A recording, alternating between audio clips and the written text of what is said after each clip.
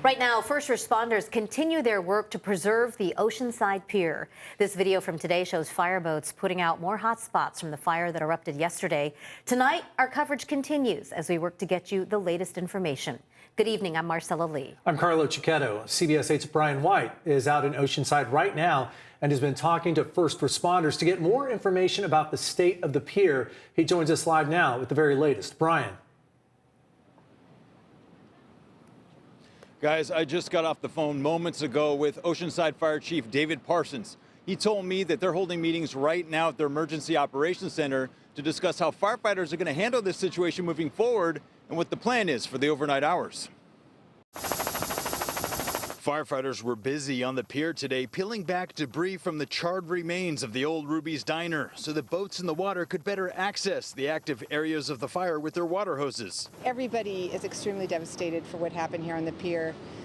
It's unbelievable. Everybody contacted everybody, and it's hard to believe. The fire was reported at about 3 o'clock yesterday inside the vacant restaurant, sending large plumes of smoke into the air. Firefighters attacking the blaze from boats in the water and choppers from above. Crews then made a trench cut across the pier, which prevented the fire from spreading, saving 90 to 95% of the pier. When I saw the images and the videos yesterday at around this time, I was concerned that the pier would be a total loss. But because of their hard work, we're going to be able to save most of this pier. According to Oceanside Fire Chief David Parsons, the end of the pier was fully open to the public yesterday before the fire. And he says the old Ruby's Diner kitchen was actually being used to support a little fish shack on the end of the pier.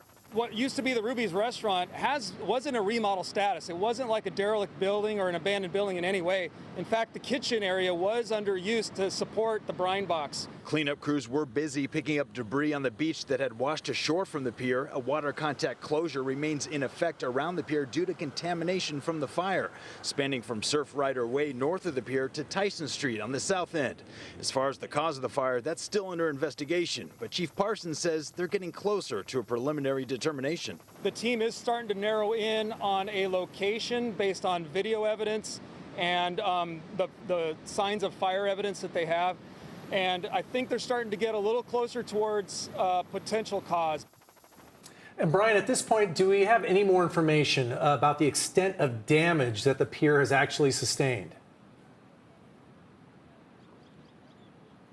Well, Carlo, as far as damage, we know that the end of the pier, the last 5% that houses the restaurant, is more or less a total loss at this point.